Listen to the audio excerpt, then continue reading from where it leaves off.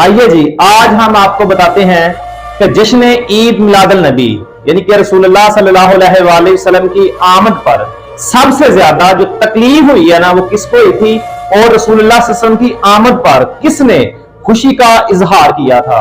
नबी सल्लल्लाहु अलैहि वसल्लम की विलादत पर कौन चीखा था, किसने चीखें मारी थी, इन सब बातों का जवाब मिलेगा आपको इस वीडियो में। हमारा किसी से कोई झगड़ा नहीं, तारीख पढ़कर देख लो।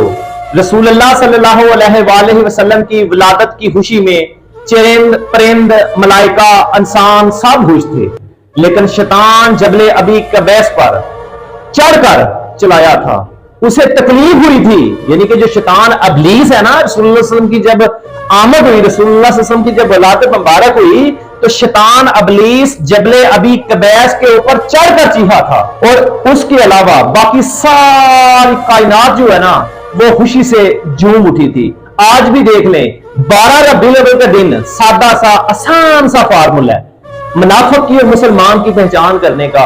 आज भी 12 रबीउल अव्वल के दिन जिन जिन के चेहरों पर खुशी हो, समझ जाना वो अल्लाह ताला के पैरोकार हैं। और 12 रबीउल अव्वल वाले दिन जिन जिन के चेहरों पर 12 बजे हो, तो समझ जाना वो बदबख्त उस शैतान अबलीस के पैरोकार हैं। मुसलमान को तो अपने आका और मौला सल्लल्लाहु अलैहि वसल्लम की विलादत पर खुशी का इजहार करना चाहिए।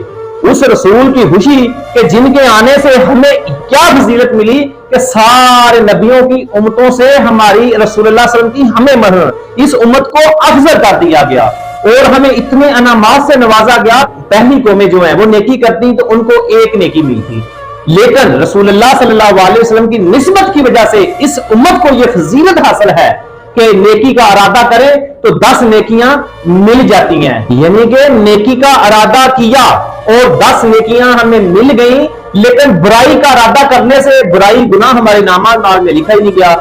जब गुनाह की तरफ चल पड़ते हैं तो फरिश्ता कहता है या अल्लाह ये तो गुनाह की तरफ चल पड़ा है। अल्लाह कहता है ना ना, इसका गुनाह मत लिखना, क्योंकि ये मेरे रसूलुल्लाह सल्लल्लाहु अलैहि वसल्लम का उम्मती है, मेरे मोहम्मद का उम्मती है।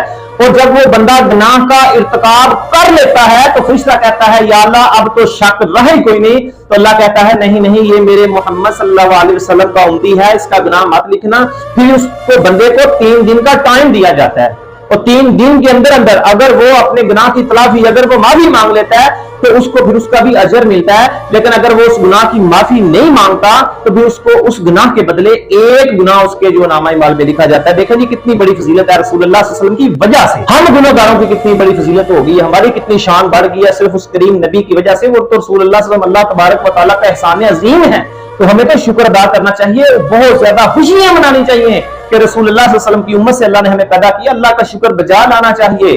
देखो, एक नेकी का इरादा करते हैं 10 नेकियां मिल जाती हैं, लेकिन गुनाह का इर्तिकाब करने के बाद 3 दिन माफी ना मांगने के बाद भी गुनाह एक लिखा जाता है।